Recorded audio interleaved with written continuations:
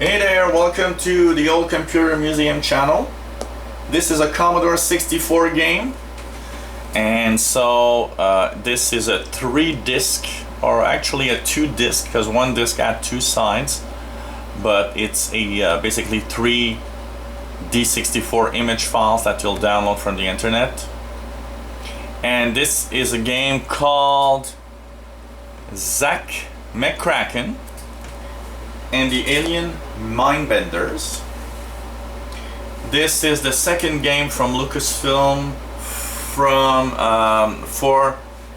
with this interface of adventure. The first one being Maniac Mansion, which was the first game that came out, hugely popular for 2 reasons. The introduction of a very nice interface for actually playing an adventure game that they actually called Scum. And this was called the Scum engine, where basically you just don't type anymore the phrases of, you know, the commands of what you want your characters to do. You'll just point and shoot and click on the commands you want. So you click an object, you click a command, and so you don't have to type anymore. Sorry. So this was the second game that came out, called Zak McKracken and the Alien Mindbenders. And this game was also very popular. This game is not a follow-up to the first. It's a completely different story. In Maniac Mansion, you had this character named Dave that wanted to save his girlfriend Sandy. In this installment, you are a tabloid character that actually will go for a small story and end up going, to different parts of the world and even on the planet Mars to actually try and defeat the aliens that are slowly trying to make the humans stupid. And they're doing that by putting a 60 Hz on the phone line that makes basically your brain go just berserk. It's really cool, like the Maniac Mansion, where you add different characters that you would actually control. This game also has different characters, so you'll be actually controlling your main character, Zak McKracken. You'll be also controlling a friend that you will actually find, and you'll be controlling 2 girls that are on the planet Mars waiting instructions, apparently from aliens. So this game was released back in October 1988, and it was available for the Amiga, the Atari ST, Commodore 64. There's a DOS version for PCs. And so I think this is one of the great adventure games. What is the strength of Zak McKracken is, of course, the story. The graphics are nice, the graphics are beautiful, they're fun to watch, but they're also very good with the stories. What made Maniac Mansion popular was not only the graphics that were cool and the interface, but basically also the sorry, I was a little distracted here. Also the story, which is really cool, and you know, you just get into it and you want to continue. It's not like a story that you're bored of.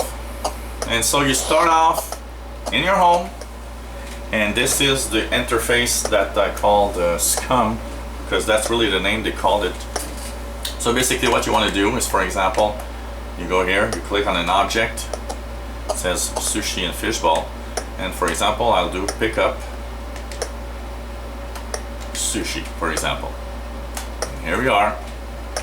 You just pick that up. Okay, you see here there's a plastic car, so let's do pick up. Classic card. Oh, pushed it way under the desk, so you'll have to find a way to go and get it. And of course, you'll have different objects. There's a drawer where you can actually do open. So you can see here, these are the commands, the way it works. And basically what you'll want to do is slowly check everything in the house. Everywhere that your little cross joins something, you want to click and see, is there something? See, answering machine here, window shade, bed. So, you know, you'll basically want to, everything that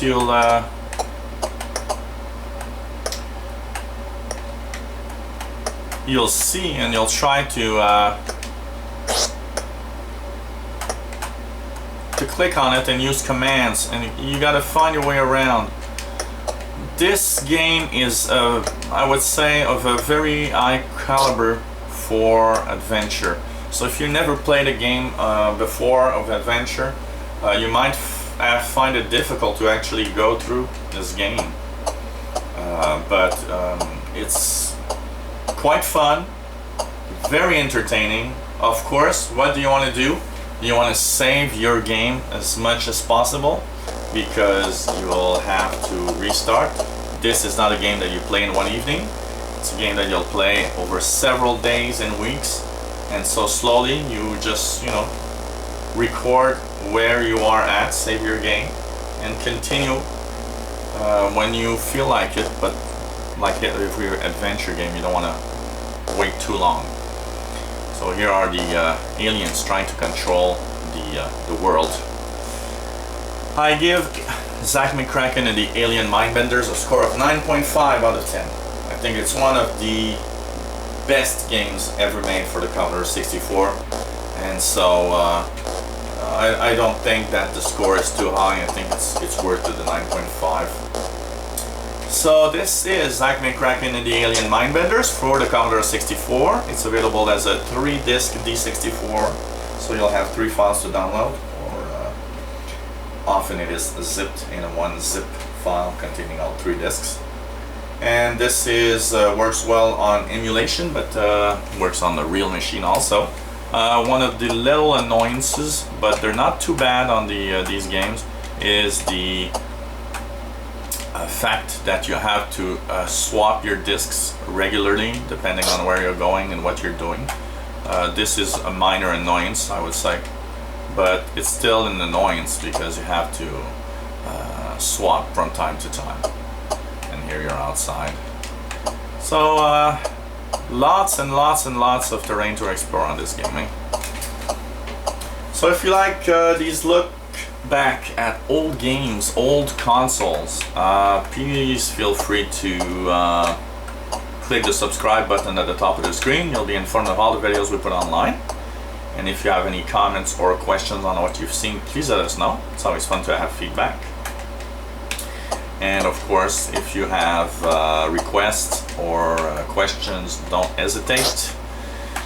And take a look at the other videos we have online. Many videos are online already, many coming up. So real machines like the Amiga 500, the Atari ST, emulation, Commodore 64, Atari 2600, Super Nintendo. And also, of course, lots of emulation stuff, and look back at old consoles and computers. So hope you come back to the Old Computer Museum channel. Take care, and bye-bye.